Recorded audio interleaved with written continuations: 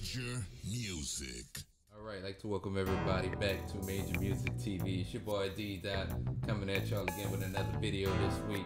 If this is your first time to my channel, go ahead, hit the subscribe button.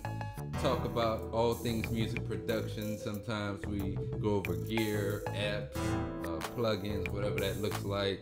You can find this here. Also, shout out to everybody that's been supporting the channel. A lot of new subscribers over the past couple of weeks. I definitely appreciate that. And if you guys see anything or maybe any of my other videos that you have questions on or you're interested in knowing more about, please leave a comment, let me know, and I'll see about doing a video on it. Today we're just gonna really talk about your role really in this whole music thing. So what I mean by that is we're producers or beat makers, whatever you want to call it. To me, we're all still creative, but we're so much more than that. And we live in a time, especially right now, given this pandemic, that you may have to learn new skills because of this pandemic. So what I mean by that is, we talk about wanting to make money off of our craft. But, if you really look into a lot of your favorite, like, for example, artists, producers, you could even boil it down to, like, athletes. In fact, I'll use Dame Lillard, for example. Dame Lillard not only plays in the NBA, but he's also an artist, of course, a well-known artist away from the NBA. Damn good at it, too.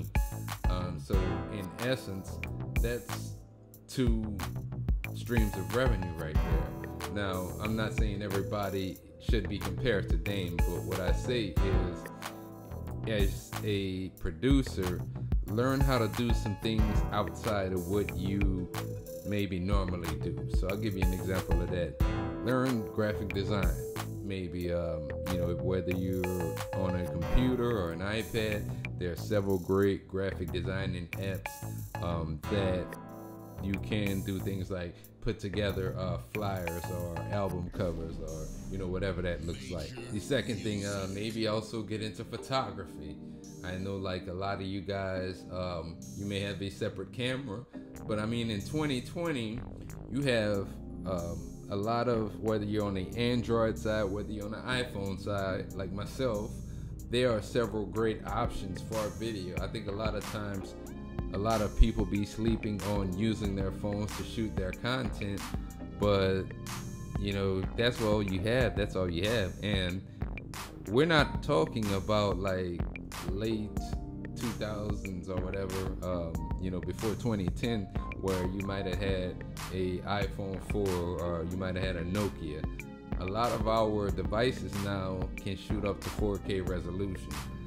The only thing that you might need to enhance your video is getting an external mic. Like, for example, I shoot a lot of my content also with my iPhone 11 Pro. Now, right now, I'm shooting this on a Canon T2i. It's a little bit older camera. It doesn't shoot in 4K, but it still shoots in full 1080p. But I mean, if I did want to shoot using if I wanted to shoot using my iPhone 11 Pro, which I do pretty often, there are some videos I shot completely with my iPhone 11 Pro. And even I've used my 11 Pro for some of my music videos as well. So kind of as a separate camera, like getting that whole multi-angle look in your videos. I know a lot of people that do that with their beat making videos. So we talked about graphic designing, we talk about photography.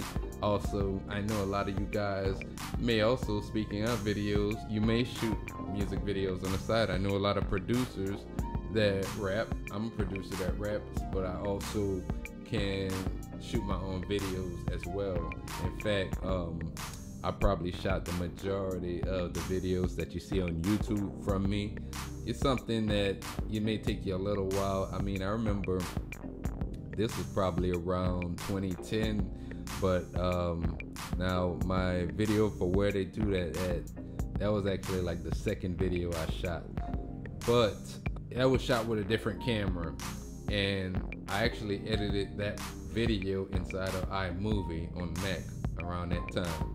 So I say that to say a lot of you guys need to learn what tools are already at your disposal in your own studios, because I think a lot of times people have these apps on their devices and they don't even touch them.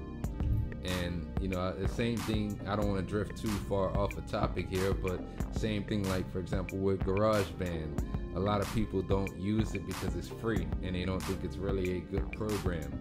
But I mean, these are all great programs, and just as I said before, they're free.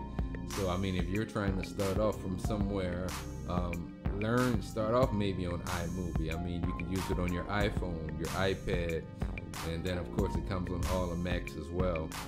I can't speak too much really as far as the video editing apps on the Android side, because I think in my life I might have owned one Android phone. Not trying to turn this into a debate session, but I'm just simply speaking out. So yeah, learn how to edit your own video, and you know, from there, you never know, you may be that person that opens up a new YouTube channel, and a year from now you can go from, you know, not even having a channel to having thousands of subscribers to your channel. So I gave you 3 things there, talking about photography, graphic design, and video. Some other things that you can do, you know, in terms of streams of revenue, join some affiliate programs. Like if you use a certain brand a lot, or you know, affiliate with a certain brand, they may have an affiliate program that, you know, for example, if I was working with an affiliate program, I might put the link of that affiliate right under this YouTube video, and anytime anybody clicks on it, that is money going straight to you. Well, in a lot of cases they have to actually sign up for whatever it is, but still, that's money going into your pocket. Now, aside from that, one other thing a lot of producers sleep on, a lot of artists too, but right now distribution is so much everywhere. I mean, you got distribution through TuneCore, you got distribution through DistroKid. BeatStars just started their own distribution. I think there's United Masters, there's Reverb Nation. I can go on and on. There's several different avenues to release music digitally. But I say that because us as producers, we're in the lab a lot of the times making beat after beat after beat, and all the other stuff that I was mentioning on the video before, we don't really acknowledge those things, or some people may not even know about those other things. So, you know, whenever you're making all these beats, they won't do you any justice by just sitting on your computer. Sure. So in order to, you know, like I may put out a beat tape every couple of months just to kind of stay out there, and next thing you know, you're getting money from streams. A lot of streams on all these digital platforms. You're earning money for that. Now you may see little incremental, I've seen as far as like what I've earned from streaming, months where I've owned pennies on the dollar. And you can't stop that, but you got to figure out a way to continue to release those beat tapes on these platforms. And over time, what you're gonna start to notice, like I notice this all the time, but I've been putting out projects since 2011. But when I look at my stats on Apple Music and Spotify, I see a lot of people that are actually going back and listening to a lot of my older stuff. Now they're still listening to the new stuff, but a lot of people are just starting to now hear about me, so they're going back and listening to stuff that I came out with over almost 10 years ago. So, I mean, you think about selling beats, that's a stream of revenue. Putting your beat tapes on these platforms, that's another stream of revenue. Photography, videography, graphic design. I mean, there may be other things related to, I know like a lot of guys, they're into sports as well. You may have some type of revenue stream come from playing sports, or you know, just being affiliated with it. What else? Gaming. I know a lot of people. Speaking of gaming, I actually got my first placement for gaming like 2014. Yeah, I got my first placement in 2014 for the game Hustle Kings, which was on PS3 and I think the PSP as well. But you talk about publishing, getting your music to, you know, video game companies, getting your music to big movie corporations, or, you know, we don't have any sports right now, but like, well, you never know with the NBA coming back, and they're gonna play a couple of regular season games, but they're gonna get into the playoffs. And I know a lot of times every year they're looking for music to use for the playoffs and things like that, for commercials. So don't sleep really on publishing as another stream of revenue. There are several ways really around you to make money. So you know, if you have any other like personal talents that you really like to do outside of music, I would look into seeing if there are some ways that you can make money with another passion that you're doing. I know some producers, even they have they sell beats. They may do sound kits. That's another stream of revenue. Then some of them may, like, they're in the fitness, so they may go out and do like personal training on the side. So I'm just trying to make this video so you guys can kind of think from a perspective of, you know, there's really opportunities in a lot of other places. Even like your 9-to-5 job, yeah, that's another stream of revenue right there. Another thing that you could actually use as a revenue stream is exactly what I'm doing now, which is making YouTube videos. So YouTube does have that program where you can get ad placement on your videos, as well as earning revenue from them. So I think it's called AdSense, YouTube AdSense, or Google AdSense. Google AdSense is the proper term for it. And I know they have that, as I said, for YouTube. So that's all different ways. Now, you may only get a little bit here, a little bit there.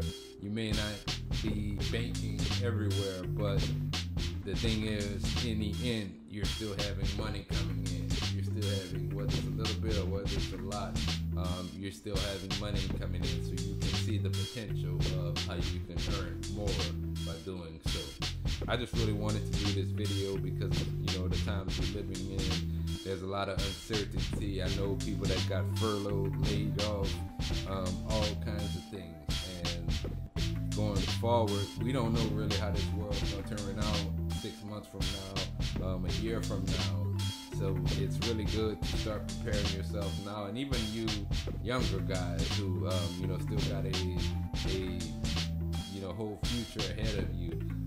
This is a great way for you to kind of establish yourself going forward. I know plenty of guys that they learned this craft while they were in high school, and then once they got out of high school, they just kind of hit the ground running. So, you know, I kind of started learning really the ins and outs. Probably I started making beats in 06, and probably around 2010, 2011, probably around 2010, 2011 is when I really started to learn more beyond just making beats, because we can do that all day. You could sit down in your house or your apartment or wherever you are, and you can make a ton of beats all day, but not making $1 off of your craft. So again, I just wanted to give you some ideas. If this was your first time to my channel, go ahead again, hit the subscribe button. And if you are a long time subscriber, I definitely thank you for always supporting me and everything that I do. Try to bring you guys these videos every week, and commenting and liking definitely helps this channel grow. So definitely appreciate that. You could also follow me on Instagram at d._major music. That's d._major music, and connect with me on there. Until next time.